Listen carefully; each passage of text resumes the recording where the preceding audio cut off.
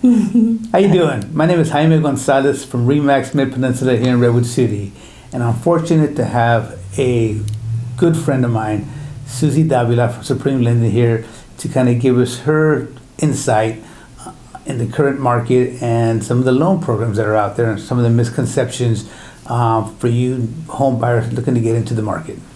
Hi, yes. My name is Susie Davila. I'm with Supreme Lending. I've been in this industry for just a little over 3 decades, and I have a lot of experience under my belt. So very excited to be here with you. Well, thank you. Thank you for joining me. Wanted to start off with, again, first question I alluded to was, what are some of the misconceptions that a buyer looking to get into this real estate market should not be concerned with? Well, they should not be concerned with whether or not the housing market is going to crash. I get that a lot. Okay. And people want to wait. They think the prices are going to go lower. The fact is, the average age of a first-time home buyer is 33 years old nationwide. The average age right now of millennials are 34 years old. And that's the largest generation that we have yet. So you can imagine they're in the stages of their life right now where they are first-time home buyers. Okay. So as long as the demand is there and the demand is high, then I believe that's going to keep the prices steady. I don't believe that they're going to go down. Okay. Let's talk about down payments. Down payment, that's another one that I get. So a lot of times buyers feel like they have to put 20% down. They have to save enough for 20% down. Well, it's pretty hard, especially with the high rents in the area, the Bay Area and the surrounding counties, rents, getting up there. So it's kind of like a mental block. It keeps them from even considering their options as far as, whether or not they should even consider buying a home or making a call to somebody like myself.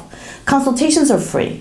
So you definitely want to pick up the phone and make a call as far as, what your options are. Fannie and Freddie Mac and FHA have recently increased their loan amounts. Okay. This year, the loan limits for the Bay Area is $970,800. Okay. What that means is that somebody could purchase a home with just 3.5% down up to $1 million. Wow. Okay. On a conventional loan, $1,020,000 up with 5% down.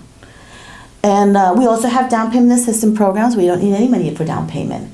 So there's many options available. A buyer does not need to put 20% down. They don't need to worry about having to save up that money. And it could take a long time for them to save 20%. And that time that they wait, they're going to lose out. They're going to get priced out of the market because with the rising prices, the down payment that they save up is just going to get lost in equity. I've also understood that there's some wonderful programs out there that a buyer could put in, let's say, 10% of their own money and get a second loan. Yeah, that's correct. We actually offer 10% loans up to $3 million. So there's a lot of people who think that if they want to, because the homes here in the Bay Area are a little bit on the higher end.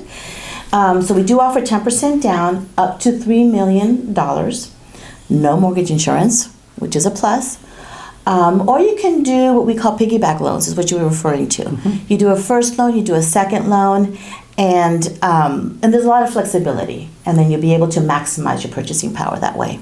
Tell me, as far as qualifying a buyer who has a student loan and they think that is going to prohibit them from being able to actually get into the marketplace. Right. So there's a lot of talk about student loans being canceled. So that's pretty much in the works. It's in the news, and I know the government's trying to do something about student loans. However, unless the student loan is completely eliminated, we do have to factor that into your qualifying. And what that means is we take into consideration. But the good news is it's not about how much you owe.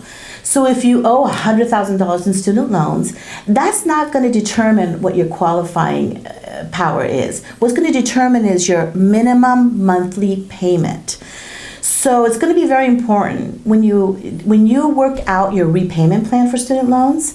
Make sure to opt into the one that offers you the lowest monthly minimum payment, and that's very, very important because that's what lenders use to qualify. Okay. Tell me about interest rates. I know that they've gone up slightly over the last few months, especially now that there's been some opening up of the marketplaces and people are starting to get back to their normal everyday lives. So just let me know, Right. what you see going on with the interest rates today and in the foreseeable future. Yeah. So that's $1 million question: is where are rates? Where are they going? So the fact is that we call them COVID rates. Mm-hmm. The COVID rates are long gone. Those are the rates that are in the low 2s, the low 3s. We were pretty much spoiled the past couple of years when we had those low rates. However, we're going into a different era here, and the government has taken a step back in intervening and keeping those rates low. And so they will steadily increase this year, and that's what we see. So it's just more reason to get off the fence, get out there, see what you qualify for. Like I said, consultations are free. Okay. See what you can qualify for, and especially now, a lot of people are going to take advantage because the rates are still low. They're still in the mid 3s. And, it's very important to see what you can qualify for while the rates are still low. We don't know where they're going to go or how high they're going to go. I've seen them very high. I'm sure you have too. And some people weren't even born at the time when when the rates were in the high 8s, Sadly to say, the first home I ever bought, I had a 10% purchase loan. But again, we are lucky today the rates are far better than they were in the past. Exactly. Susie, thank you so much for your time and kind of, giving a little insight on loans. And why don't you give our viewers your telephone number and contact so they can reach out to you? For a free consultation. You can reach me at 415-215-3968. That's 415-215-3968. Thank you very much. Great pleasure to be here with you. Bye-bye now. Bye.